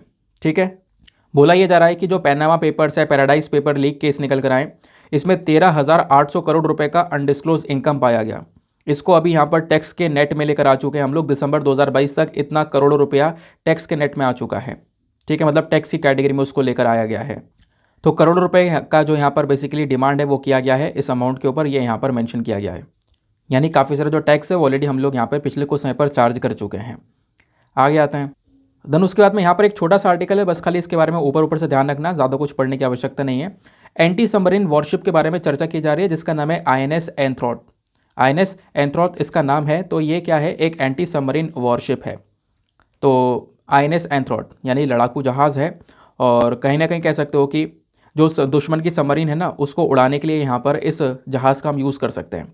तो अभी यहाँ पर इसको लॉन्च कर दिया गया है कोलकाता के अंदर में। और इसको किसने बनाया है, तो गार्डन रीच शिप बिल्डर्स ने यहाँ पर इसको बनाया है। और इस जो जहाज़ इसकी जो स्पीड है वो 25 नॉट तक हो सकती है। इसका मेन काम यही है कि जो एंटी सबमरीन ऑपरेशंस है उसको यहाँ पे चलाया जाएगा। यानी दुश्मन की कोई सबमरीन है, अगर उसको ढूंढना है, उसको यहाँ पर मार गिराना है, तो उसके लिए यहाँ पर ये जो जहाज़ है वो काफ़ी हद तक कह सकते हो काबिल तारीफ़ माने जाते हैं। तो उसी के पर्पज़ से यहाँ पर इन जहाज़ को बनाया गया है।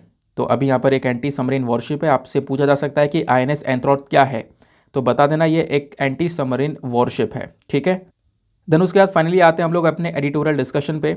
तो आज हमारे पास में 2-3 इंपॉर्टेंट इश्यूज़ है जिसको हम डिस्कस करेंगे। एक तो हमारे पास में डेटा पॉइंट है, और एक आर्टिकल यहाँ पर देखने को मिलेगा जो कि ग्रेट निकोबार के बारे में डिस्कशन करता है। क्योंकि आपको पता है निकोबार आइलैंड पर ढेर सारा डेवलपमेंट किया जा रहा है, और उस डेवलपमेंट का जो नुकसान है वो हमारे ऑलरेडी एनवायरमेंट के ऊपर पड़ेगा ही पड़ेगा। उसके बारे में राइटर ने चर्चा की है, तो डिस्कशन करेंगे। बट आपको पता होगा हम लोग हमेशा एडिटोरियल डिस्कशन से पहले एक मेंस का क्वेश्चन लेते हैं। तो आज का मेंस का क्वेश्चन क्या है, फटाफट पहले उसको डिस्कस करते हैं। देखो आज का मेंस का क्वेश्चन थोड़ा इंटरेस्टिंग सा है।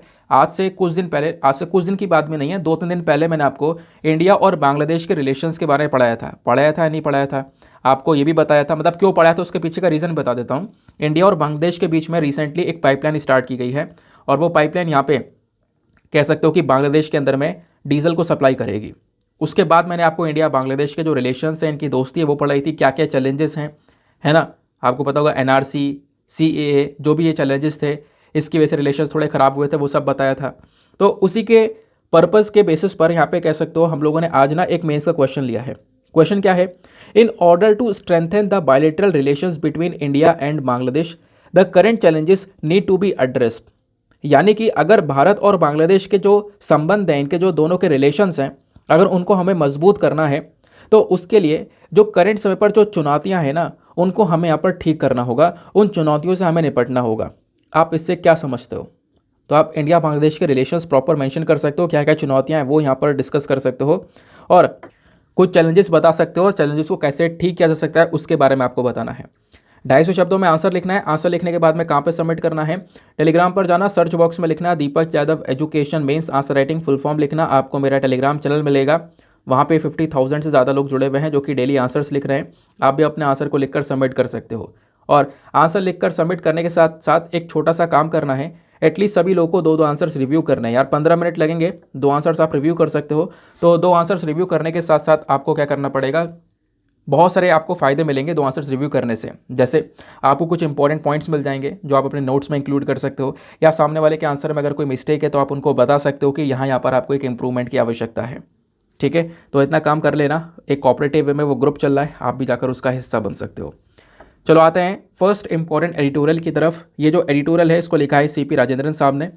ये क्या बात करते हैं, ग्रेट निकोबार के बारे में डिस्कशन करते हैं। अब दोस्तों इस आर्टिकल पर आने से पहले हम लोकेशन देख लेते हैं। दोस्तों यहाँ पर आप लोग एक पिक्चर देख पा रहे होंगे, यह है इंडिया का मैप, और यह है बे ऑफ बंगाल। नीचे आपको अंडमान एंड निकोबार आइलैंड्स नजर आ रहे होंगे। ये अंडमान निकोबार आइलैंड्स हैं, ऊपर वाले अंडमान आइलैंड्स हैं और नीचे वाले निकोबार आइलैंड्स हैं। तो निकोबार आइलैंड पर ही यहाँ पर जस्ट नीचे आपको ग्रेट निकोबार नजर आएगा। जो ये मैंने ब्लॉक बनाया है ना, यही है ग्रेट निकोबार। ये ग्रीन कलर का जो है, ये जो ब्लॉक बना हुआ है, ठीक है। तो यहाँ पर ना सरकार हज़ारों करोड़ रुपए खर्च करके 70,000 करोड़ से ज़्यादा खर्च करके प्रोजेक्ट्स लगा रही है। एयरपोर्ट्स, कॉम्प्लेक्सेस, ये सारी चीज़ें डेवलप की जा रही हैं। तो उसके बेसिस पर यहाँ पर राइटर ने इस आर्टिकल को लिखा है। राइटर ने यहाँ पर इस प्रोजेक्ट की आलोचना से की है कि ये बिल्कुल सही नहीं है, इससे बहुत कुछ खतरा हो सकता है आने वाले समय में। ठीक है, तो लोकेशन ज़रूर ध्यान रखना, क्योंकि आगे मैं इसके बारे में और चर्चा करूँगा। तो यहाँ पे राइटर क्या क्या बोलते हैं, बस खाली चीज़ों को ध्यान से सुनते हुए चलना, आपको एक एक चीज़ यहाँ पर समझ में आती हुई चलेगी। नंबर 1 पॉइंट राइटर ने मेंशन किया है कि देखो यहाँ पर ना बहुत तेज़ी से जो हमारी union ministry of environment, forest and climate change है, इन्होंने बहुत सारे बड़े बड़े जो प्रोजेक्ट्स हैं उसको क्लियर कर दिया है। बहुत तेज़ी से इन्होंने बड़े बड़े जो प्रोजेक्ट्स हैं उसको क्लियरेंस दे दिया है। कहाँ पे लगाने के लिए, ग्रेट निकोबार के अंदर में लगाने के लिए 70,000 करोड़ रुपए यहाँ पर खर्चे जा रहे हैं अलग अलग प्रोजेक्ट्स लगाने के लिए। और इन प्रोजेक्ट्स में बड़े बड़े एयरपोर्ट्स और बड़े बड़े कॉम्प्लेक्सेस का डेवलपमेंट होने वाला है। तो यहाँ पे ग्रेट निकोबार आइलैंड के अंदर में ना एक हॉलिस्टिक डेवलपमेंट करने के बारे में चर्चा तो की जा रही है, लेकिन ये जो डेवलपमेंट है किसी काम का होने वाला नहीं है। आप समझ रहे हो विकास होगा वहाँ पे, लेकिन कहीं ना कहीं वो एनवायरमेंट की धज्जियाँ उड़ा देगा, वो यहाँ पे राइटर का कहना है। राइटर बोलते हैं कि इस प्रोजेक्ट के अंदर में एक इंटरनेशनल ट्रांसशिपमेंट पोर्ट, एक बंदरगाह बनाया जाएगा, फिर उसके बाद में एक इंटरनेशनल एयरपोर्ट बनाया जाएगा, ठीक है, ताकि यहाँ पे जो पैसेंजर्स उनको सपोर्ट मिल सके, पैसेंजर्स यहाँ से आ जा सके। उसके बाद में सोलर बेस्ड पावर प्लांट बनाने वाले हैं, पूरा पावर प्लांट लगाया जाएगा, गैस प्लांट लगाया जाएगा। फिर इको टूरिज्म को प्रमोट किया जाएगा, यानी लोग वहाँ पर घूमने के लिए जाएं, है ना, तो उस चीज़ का जो पूरा सेटअप है वो यहाँ पर तैयार किया जाएगा। तो सरकार की एक आशा यहाँ पर यह है कि इतना काम करने के बाद हम लोग एक काम और करेंगे। जो हमारे पास में मल्टीनेशनल कंपनीज होती हैं ना, एमएनसीज जो होती हैं, उनके जो हेडक्वार्टर्स, उनके जो ऑफिसेस है वो भी हम लोग वहाँ पे बनाने वाले हैं। और उन मल्टीनेशनल कंपनीज के जो कॉरपोरेशन है वहाँ पे हम बनाएंगे, तो उनके ऑफिस बनाएंगे तो, लेकिन साथ साथ उसको बनाने के लिए हमें मिलियंस ऑफ ट्रीज काटने पड़ेंगे, लाखों की कगार में पेड़ों की कटाई होगी। और ऐसा होगा, लाखों की कटाई में पेड़ काटे जाएंगे, जो वहाँ के आसपास का एनवायरमेंट है, जो खासकर समुद्र के अंदर कोरल रीफ्स वगैरह पाई जाती हैं, वो सब बर्बाद हो जाएगी। क्योंकि जब डेवलपमेंट चलेगा तो बहुत सारा पोल्यूशन, बहुत सारा जो कह सकते हो प्रदूषण है वो यहाँ पर रिलीज़ होगा ही होगा, जो कि वहाँ के एनवायरमेंट के लिए काफ़ी खतरनाक साबित हो सकता है, जो कि आज के समय पर एक नेचुरल, एक प्योर एनवायरमेंट है। लेकिन इस प्रकार का डेवलपमेंट करके वो एनवायरमेंट बर्बाद हो जाएगा, वो चीज़ यहाँ पर राइटर मेंशन करते हैं। ठीक है, लाखों की कगार में पेड़ काटने के बाद में ऑफिसेस बनाए जाएंगे, ऐसा यहाँ पर बोला जा रहा है। और उससे भी इंपॉर्टेंट चीज़ पता है क्या है, कि जितने ये प्रोजेक्ट्स लगाने के बारे में चर्चा की जा रही है, 70,000 करोड़ से ज़्यादा खर्च करने के बारे में चर्चा की जा रही है, उससे भी ज़्यादा खतरनाक चीज़ है कि प्रोजेक्ट को ना तुरंत तुरंत क्लियरेंस मिल रहा है। ठीक है, देखो जब भी प्रोजेक्ट लगाते हैं तो उसके लिए क्लियरेंस लेना पड़ता है, लेकिन यहाँ पे जो ग्रेट निकोबार के अंदर में प्रोजेक्ट लगाए जा रहे हैं उसके लिए क्लियरेंस मिलने में ज़्यादा कोई समय लग ही नहीं रहा है, तुरंत क्लियरेंस मिल रहा है। तो वो चीज़ यहाँ पे इन्होंने समझाया है। इन्होंने यहाँ पर बोला कि देखो नीति आयोग है, नीति आयोग बेसिकली इस चीज़ को पूरी तरह से लागू करने का काम जो प्रोजेक्ट लगा रही है ना वो नीति आयोग के हाथ में है। तो इन्होंने कई सारे जो रिक्वेस्ट है ना, कई सारे जो प्रपोजल्स है वो यहाँ पे डाले हैं इस प्रोजेक्ट के लिए कि सर हम इसको लगाए या ना लगाए। तो बहुत सारे जो प्रपोजल्स है वो आराम से क्लियर हो चुके हैं, ऐसा यहाँ पर बोला गया है। ठीक है, इवन यहाँ पर जो हमारा ministry of environment, forest and climate change नाम की जो मिनिस्ट्री है ना, इनकी एक कमेटी है, एक्सपर्ट अप्रेजल कमेटी। इन्होंने यहाँ पर प्रोसेस स्टार्ट भी कर दिया है कि हम अप्रैल के महीने में बहुत सारा एनवायरमेंट क्लियरेंस दे देंगे आपके प्रोजेक्ट को, क्योंकि अभी एनवायरमेंट क्लियरेंस की वजह से कुछ प्रोजेक्ट अटके पड़े हैं कि हम ये पता लगाएंगे कि उस प्रोजेक्ट का एनवायरमेंट के ऊपर कोई बुरा असर पड़ेगा या नहीं पड़ेगा। तो बेसिकली यहाँ पर इसको भी क्लियरेंस दे दिया जाएगा अप्रैल के महीने में, ऐसा यहाँ पर मेंशन किया जा रहा है। फिर उसके बाद में जो ये क्विक अप्रूवल यानी तेज़ी से अप्रूवल क्लियरेंस मिल रहा है ना, ये कहीं ना कहीं ये दिखाता है कि सरकार हमारी कितना ज़्यादा मतलब उत्सुक है इस प्रोजेक्ट को लगाने के लिए, है ना। सरकार यहाँ पर मतलब कितना जल्दी चाहती है कि इस प्रोजेक्ट को पूरी तरह से लगाने के लिए, ये चीज़ हमें यहाँ पर दर्शाता है जितनी तेज़ी से यहाँ पर इसको क्लियरेंस मिल रहा है। उसके बाद में बोला गया कि ये जो पूरा ग्रेट निकोबार आइलैंड है ना, ये लगभग 900 स्क्वायर किलोमीटर में फैला हुआ है। ठीक है, जिसको हम लोग ऑलरेडी बायोस्फीयर रिजर्व भी डिक्लेयर कर चुके हैं। 1989 में इसको बायोस्फीयर रिजर्व डिक्लेयर कर दिया गया था। यूनेस्को के लिए एक बहुत इंपॉर्टेंट बॉडी है, बहुत इंपॉर्टेंट जगह है ये। इसको यूनेस्को का जो मैन एंड बायोस्फीयर प्रोग्राम था ना 2013 का, उस प्रोग्राम में भी हमने ग्रेट निकोबार को इंक्लूड किया था। तो बोला यह जा रहा है कि लगभग 3/4 से ज़्यादा जो इसका हिस्सा है वो बेसिकली ट्राइबल रिजर्व है। वहाँ पे जो ट्राइबल कम्युनिटी है वो रहती है, काफ़ी सारे आदिवासी लोग वहाँ पर पाए जाते हैं, है ना, बहुत सारे लोग रहते हैं। तो ये जो एजेंडा चलाया जा रहा है ग्रेट निकोबार को पूरी तरह से डेवलप करने का, इस आइलैंड को पूरी तरह से बदलने का, एक कमर्शियल हब बनाने का, ठीक है, इस आइलैंड को एक कमर्शियल हब बनाने का जो ये पर्पज़ है ना, ये क्या करेगा वहाँ पर, ये कुछ नहीं करेगा, बस खाली इकोसाइड करेगा। जैसे जीनोसाइड होता है ना, भरपूर मात्रा में लोगों को मार देना, वैसे ये इकोसाइड है, पूरी तरह से एनवायरनमेंट को बर्बाद कर देना। तो यही बोला जा रहा है कि सिंगापुर से टक्कर लेने के लिए आप इंटरनेशनल पोर्ट और ये सारी चीज़ें वहाँ पे डेवलप करने के लिए ये काम कर रहे हो, लेकिन आप इसका इम्पैक्ट सोचो सर। वहाँ पे बहुत सारी ट्राइबल कम्युनिटीज़ हैं जो पहले से ही खतरे में हैं, उनकी संख्या बहुत कम हो चुकी हैं। जैसे निकोबारीज कम जो ट्राइबल कम्युनिटी है वो वहाँ पे पाई जाती है। शोम्पेन ट्राइब के बारे में आपने सुना होगा, वो ट्राइब भी वहीं पर पाई जाती है। ये इनकी संख्या पहले से ही कम हो चुकी हैं और ये लोग हज़ारों सालों से वहाँ पे रह रहे हैं। वो उसी फॉरेस्ट के ऊपर डिपेंडेंट है, उन्हीं जंगल के ऊपर डिपेंडेंट है, जंगल के ऊपर निर्भर है। तो आप अगर इस प्रकार से लाखों की कगार में पेड़ काटोगे तो उनका सर्वाइवल कैसे होगा, ठीक है। और कहीं ना कहीं यहाँ पर फिर उन ट्राइब्स को हमें खोना पड़ेगा। तो इन चीज़ों को यहाँ पे सोच समझ के इस प्रोजेक्ट को इम्प्लीमेंट करना होगा।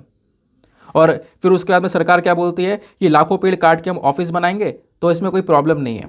प्रॉब्लम क्यों नहीं है? क्योंकि सरकार ने बोला है कि हम क्या करेंगे, आफ्लोरेस्टेशन प्रोग्राम को स्टार्ट करेंगे। आफ्लोरेस्टेशन प्रोग्राम मतलब दूसरी जगह पर पेड़ लगाया जाएगा, यानी ग्रेट निकोबार आइलैंड में, यानी कि बे ऑफ बंगाल में पेड़ की कटाई होगी, और पेड़ लगाने के लिए कहाँ पे बोल रहे हैं? हरियाणा और मध्य प्रदेश में पेड़ लगाया जाएगा। तो बोला जा रहा है कि भाई इसका कोई सेंस नहीं बनता है कि आप पेड़ की कटाई कहाँ पे कर रहे हो और कितनी दूर पर जाकर आप यहाँ पे पेड़ को लगा रहे हो, तो इसका कोई सेंस नहीं है। इसका केवल और केवल यहाँ पर एक कह सकते हो एनवायरमेंटल डिजास्टर ही देखने को मिलेगा। कुछ रिपोर्ट्स आई हैं, उन रिपोर्ट्स ने यहाँ पर रिकमेंड भी किया कि आप रिट्रांसलोकेशन कर सकते हो, जो चीज़ें हैं ना उसको आप इधर से उठाकर दूसरी जगह पर लगा सकते हो, बट ऐसे चीज़ें पॉसिबल हो नहीं पाएंगी। ठीक है, ये यहाँ पर बोला गया। फिर उसके बाद में यहाँ पर बोला गया कि कभी कभी क्या होता है ना, जैसे ग्रेट निकोबार आइलैंड के आसपास समुद्र में कोरल रीफ्स पाई जाती हैं। आपने देखा होगा रंग बिरंगी जो जीव है ना वो यहाँ पर देखने को मिलते हैं, रंग बिरंगी ऑर्गेनिजम्स समुद्र के अंदर देखने को मिलते हैं। तो बोला यह गया है कि आप उसको अगर हटाकर दूसरी जगह पर लेकर जाते हो ना तो वो वैसे ही मर जाएगा। ये एनवायरमेंट की चीज़ें काफ़ी सेंसिटिव होती हैं। अगर आप सजेशन दे रहे हो इस पेड़ को उखाड़ के दूसरी जगह पर लगा दी जाएगा तो बहुत सेंसिटिव है, 100% श्योर नहीं है कि वो ग्रो ही कर जाएगा, वो मर भी सकता है, ख़त्म भी हो सकता है ना। तो वो चीज़ यहाँ पे राइटर ने बोली। तो इस चक्कर में अगर आप सोच रहे हो कि ट्रांसलोकेशन भी करोगे तो उसका भी कोई सेंस नहीं बनता, क्योंकि ये बहुत बड़े लेवल पर आप करने वाले हो। फिर उससे भी एक इंपॉर्टेंट चीज़ पता है क्या, जो कि यहाँ पे ये मेंशन करते हैं, वो है tectonic instability. Great Nicobar island एक ऐसी जगह पर स्थित है जो कि कहीं ना कहीं अर्थक्वेक का एपिसेंटर है, जहाँ पे बार बार जो भूकंप वगैरह है वो आते रहते हैं, सुनामी आती रहती है। 2004 साल याद है ना, सन 2004 में क्या हुआ था, इंडियन ओशन में एक बहुत बड़ा अर्थक्वेक आया था, जिसकी वजह से बहुत बड़ी सुनामी आई थी, कई सारे लोग यहाँ पर डूब गए थे, ऑपरेशन चलाने पड़े थे हम लोगों को। तो हमारा जो एनवायरमेंट इम्पैक्ट असेसमेंट जो है ना, इसकी खुद रिपोर्ट आई है, इन्होंने यहाँ पर उस रिपोर्ट में खुद एडमिट भी किया है कि ग्रेट निकोबार जो जगह है ये रिंग ऑफ फायर के जस्ट पास में ही है। रिंग ऑफ फायर वो जगह है जहाँ पर बहुत सारे वॉल्केनोज है, बहुत सारे कह सकते हो कि अर्थक्वेक आते रहते हैं, क्योंकि वहाँ पे जो टेक्टोनिक इनस्टेबिलिटी है वो नज़र आती है, नहीं कि जो पृथ्वी के नीचे टेक्टोनिक प्लेट्स है ना वो वहाँ पे बहुत ज़्यादा अस्थिर है, वहाँ पे टकराती रहती हैं, तो उससे अर्थक्वेक होता रहता है। तो उसी जगह के जस्ट पास में ग्रेट निकोबार है, उसी पर्टिकुलर एरिया, उसी पर्टिकुलर रीजन में भी ग्रेट निकोबार आ रहा है। तो वहाँ पे सुनामी आने के चांसेस हैं। तारीख ध्यान रखो, 26 दिसंबर 2004 जब यहाँ पे सुनामी आई थी, है ना, सुनामी ने सारी चीज़ें यहाँ पर बर्बाद कर दी थी। और सुनामी ने जब चीज़ें बर्बाद की थी ना तो इतने बड़े लेवल पर डिजास्टर नहीं हो पाया था, क्योंकि वहाँ पे हमारा एनवायरमेंट, कई सारे पेड़ इस प्रकार से बने हुए थे, कई सारी चीज़ें इस प्रकार से बनी हुई थी जो कि एनवायरमेंट वहाँ पे वो झेल चुका था। एनवायरमेंट ने काफ़ी अपनी साइड से रोकने की भी कोशिश की है। बट अभी जब आप प्रोजेक्ट्स लगा दोगे ना, बहुत सारे प्रोजेक्ट्स, डेवलपमेंट प्रोजेक्ट्स लग जाएंगे, मतलब भगवान न करे अगर कोई सिचुएशन ऐसी आती है, अर्थक्वेक जैसी सिचुएशन आती है, या फिर कह सकते हो कि सुनामी वगैरह जैसे कोई सिचुएशन आती है वहाँ पर, तो आपका जो डेवलपमेंट है ना वो डेवलपमेंट धरा का धरा रह जाएगा। तो वो चीज़ यहाँ पर मेंशन की गई है कि जब रिपोर्ट्स पहले से ही बता रही हैं कि वो एरिया ऐसा नहीं है, डेवलपमेंट करने लायक नहीं है, तो उसके ऊपर क्यों पैर रखना। और ऐसे यहाँ पर उत्तराखंड के साथ में हुआ था, जोशीमठ को लेकर 20 साल पहले रिपोर्ट आ गई थी, सर वहाँ पे कोई डेवलपमेंट मत करना, वो एरिया यहाँ पर धंस सकता है। वो एरिया जोशीमठ जो है मलबे के ऊपर बना हुआ है, मलबे के ऊपर बसा पड़ा है, कोई सॉलिड रॉक नहीं है। ये रिपोर्ट 20 साल पहले ही बता चुकी थी, लेकिन उसके बावजूद भी डेवलपमेंट चलता रहा और करंट समय पर क्या हो रहा है, जोशीमठ धंसता जा रहा है ना, नीचे ज़मीन में धंसता जा रहा है। हमने रिसेंटली काफ़ी बार डिस्कशन किया है जोशीमठ का। तो वही चीज़ यहाँ पर मेंशन की है कि आपके पास पर रिपोर्ट है, सब चीज़ें हैं, तो उसके बावजूद भी अगर आप इन चीज़ों को नहीं सुनते हो तो आगे यहाँ पर इसका भुगतान करना पड़ सकता है। इवन यहाँ पर जो इंटरनेशनल लेवल पर आप देखोगे ना कि बहुत सारे कंट्रीज़ का क्या कहना होता है कि भैया बहुत सारा डेवलपमेंट कर लो, उससे जीडीपी इकोनॉमी बढ़ेगी। लेकिन राइटर बोलते हैं कि अगर चलो यहाँ पे आपने डेवलपमेंट कर भी लिया, आपने बहुत कुछ यहाँ पे बना लिया, एयरपोर्ट्स, बंदरगाह, कॉम्प्लेक्सेस, मल्टीनेशनल कंपनीज़ के ऑफिस, सब कुछ बना लिया, तो उसके बावजूद भी आप देखोगे जो वहाँ की जो जीडीपी है, चलो जीडीपी बनेगी ना, लेकिन उसका कोई सेंस नहीं बनेगा। आप जीडीपी ग्रो करोगे, उसका कोई सेंस नहीं है। सेंस क्यों नहीं है? क्योंकि आप जीडीपी तो ग्रो कर रहे हो, लेकिन दूसरी तरफ आपने जो नेचुरल एनवायरनमेंट है वो यहाँ पे ख़त्म कर दिया है। तो कहीं ना कहीं यहाँ पे जो आपने जीडीपी ग्रो की है ना, उसका भुगतान आपको नेचुरल एनवायरनमेंट के प्रति देना पड़ेगा। वो चीज़ यहाँ पे राइटर मेंशन करते हैं। तो आई होप गाइज आपको यहाँ पे जो क्लैरिटी है वो मिल चुकी है ग्रेट निकोबार प्रोजेक्ट के बारे में। अब थोड़ा बहुत चीज़ें और डिस्कस करेंगे, कुछ रेलिवेंट पॉइंट्स। जैसे मैंने आपको बोला ना, नीति आयोग यहाँ पर इस प्रोजेक्ट को स्टार्ट कर चुका है, नीति आयोग यहाँ पर इसको इम्प्लीमेंट कर रहा है और काफ़ी सारी चीज़ें यहाँ पर बनाई जा रही हैं। तो ग्रेट निकोबार मैं वैसे आपको लोकेशन में ऑलरेडी दिखाई चुका हूँ, बट अभी यहाँ पर क्या है कि ग्रेट निकोबार के बारे में और भी कुछ चीज़ें जो कि आपको पता होनी चाहिए। जैसे ग्रेट निकोबार का जो मैंने आपको बताया, निकोबार के अंदर बिल्कुल सदर्न टिप में आपको ये आइलैंड देखने को मिलेगा, बिल्कुल सदर्न वाले पोर्शन में। काफ़ी बड़े एरिया में ये फैला हुआ है और बहुत सारे प्लांट्स और एनिमल्स यहाँ पर पाए जाते हैं। अलग अलग प्रकार की जो पौधों की स्पीशीज़ हैं वो यहाँ पर पाई जाती हैं, ऐसी स्पीशीज़ जो कि और कहीं पर नहीं पाई जाती। अब उसके बाद एक इंपॉर्टेंट पॉइंट यह है कि ग्रेट निकोबार के अंदर में ना बहुत सारी अलग अलग प्रकार की ट्राइब्स पाई जाती हैं, जैसे मोंगोलिड शोम्पेन ट्राइब, जिसके बारे में भी हम चर्चा कर ही रहे थे कि इनकी संख्या बहुत कम हो चुकी है, लगभग 200 की नंबर में बचे, मतलब 200 के आसपास यहाँ पर ये लोग बचे हुए हैं, शोम्पेन ट्राइब। तो शोम्पेन ट्राइब यहीं पर पाई जाती है, निकोबारीज ट्राइब भी यहीं पर पाई जाती है। तो ये 200 या 300 नंबर में ही यहाँ पर देखने को मिलेंगे, 200 या 300 लोगों की संख्या बची हुई है बस। और वो लोग वहीं पर उसी जंगल के ऊपर डिपेंडेंट है जो कि रह रहे हैं, और हज़ारों सालों से ये ट्राइब्स रहते भी आ रही हैं। ठीक है, तो ये ट्राइब्स यहाँ पे पाई जाती हैं, ध्यान रखना इसके बारे में। फिर उसके बाद में यहाँ पर क्या हुआ कि ये जो प्रोजेक्ट है ना, इसको लेकर काफ़ी सारे जो एनवायरमेंटलिस्ट हैं हमारे, जो एनवायरमेंट की बात करते हैं, उन्होंने बहुत सारे मुद्दे उठाए हैं, जैसे मैंने आपको ऑलरेडी बता ही दिया कि मुद्दे क्या क्या हैं। ठीक है, अब उसके बाद में देखो यूपीएससी ने सवाल पूछा है 2009 में। सवाल कैसे पूछ लिया गया था? सवाल ये था कि in which one of the following places is the Shompen tribe found. जो शोम्पेन ट्राइब है वो इन जगह में से कहाँ पे पाई जाती है? Nilgiri hills, Nicobar island, Spiti valley या लक्षद्वीप आइलैंड। तो इसका सही उत्तर क्या है? Option number B, Nicobar islands, अभी हमने डिस्कस किया था। तो ऐसे सवाल भी बन जाते हैं। फिर यूपीएससी ने 2004 में एक और सवाल पूछ लिया था कि जो ये आपको नीचे ऑप्शन में अलग अलग यूनियन टेरिटरीज दी गई हैं, इनमें से कौन सी यूनियन टेरिटरी के अंदर में ओंगे ट्राइब रहती है? तो इसका सही उत्तर है option number A, Andaman Nicobar islands, यहाँ पे ओंगे ट्राइब पाई जाती है। तो ऐसे क्वेश्चंस बनते रहते हैं। नेक्स्ट आर्टिकल पर आते हैं। अगला जो एडिटोरियल होने वाला है हमारा, वो बेसिकली हमारा एक डेटा पॉइंट है। ये बात करता है कैंसर के केसेस के बारे में। तो कैंसर के केसेस काफ़ी तेज़ी से बढ़ रहे हैं, जिसकी वजह से हमारी इकोनॉमी के ऊपर बर्डन भी काफ़ी ज़्यादा बढ़ रहा है। तो वो चीज़ यहाँ पे इस पर्टिकुलर रिपोर्ट के अंदर बताई गई है। इवन यहाँ पे बोला गया है दुनिया भर में कैंसर के केसेस कम हो रहे हैं, लेकिन इंडिया में बढ़ रहे हैं। इंडिया के अंदर जो कैंसर के केसेस हैं वो 2012 में 10 लाख के आसपास थे, लेकिन 2022 में आप देखोगे तो ये 14 लाख के आसपास पहुँच चुके हैं, 15 लाख के आसपास पहुँच चुके हैं। और अनुमान लगाया जा रहा है कि 2025 तक ये कैंसर के केसेस 16 लाख के आसपास पहुँच जाएंगे। जबकि दुनिया भर में कैंसर के केसेस कम हो रहे हैं, बट इंडिया भर में बढ़ते जा रहे हैं। और उसके बाद में जब किसी को कैंसर हो जाता है तो आपको पता है बहुत सारा खर्चा लगता है उसकी हेल्थ के ट्रीटमेंट के ऊपर में।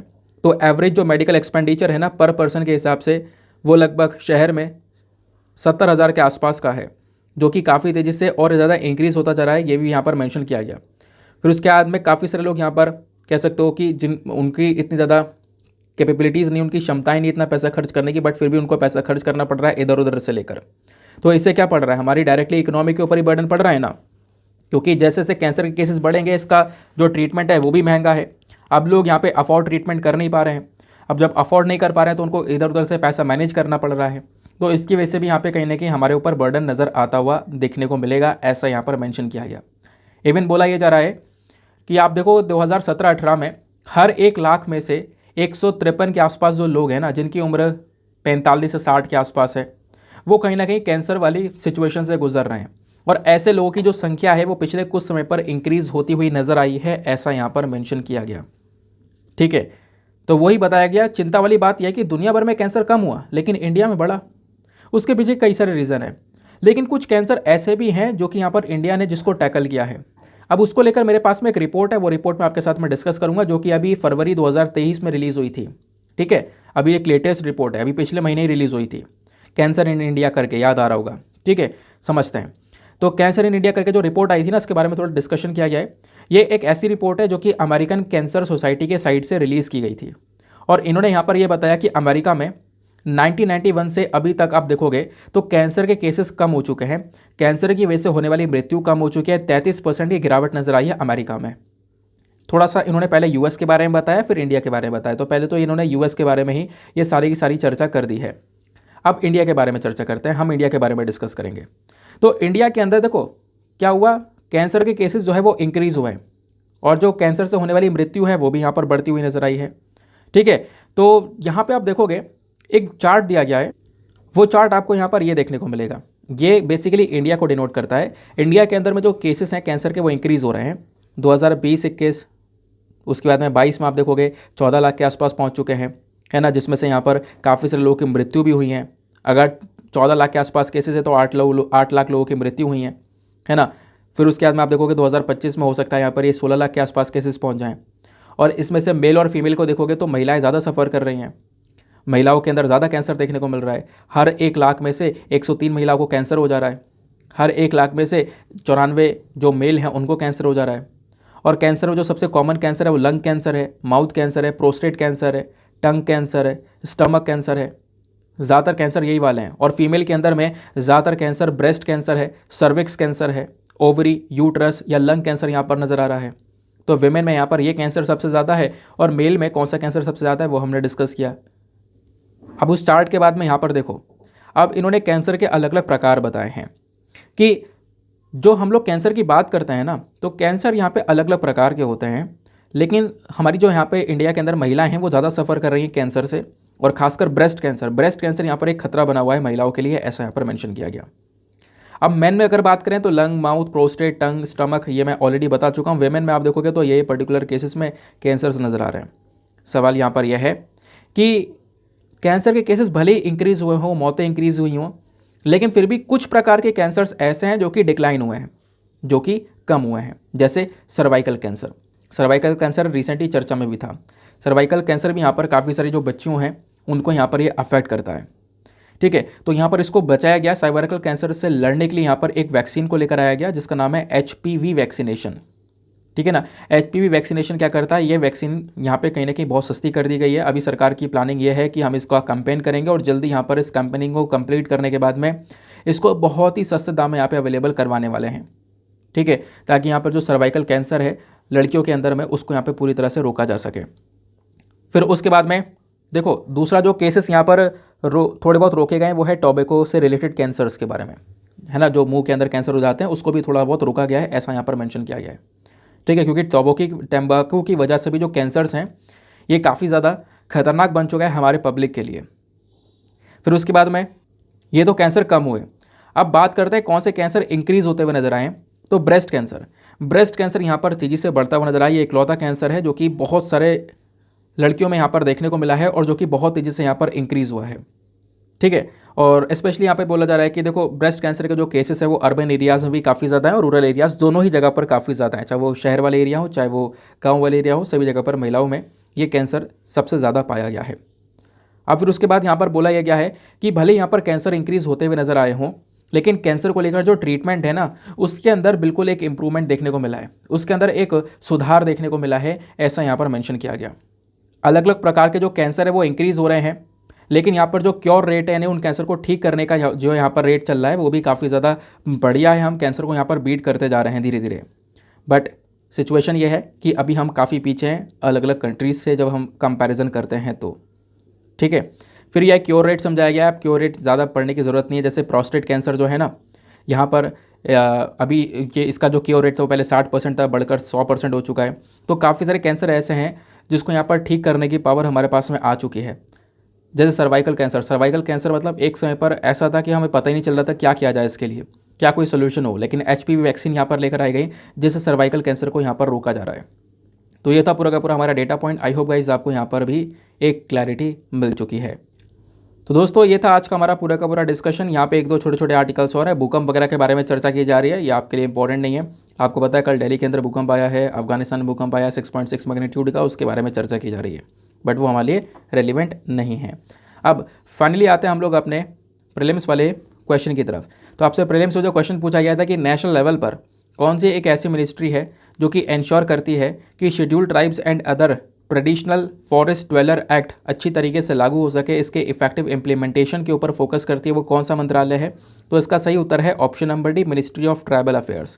क्योंकि जब हम लोग बात कर रहे हैं शेड्यूल्ड ट्राइब्स की तो आप थोड़ा बहुत अंदाज़ा लगाकर मिनिस्ट्री ऑफ ट्राइबल अफेयर्स को ही करेक्ट बता सकते हो, ठीक है। तो लास्ट वाला जो ऑप्शन है हमारा वो सही है।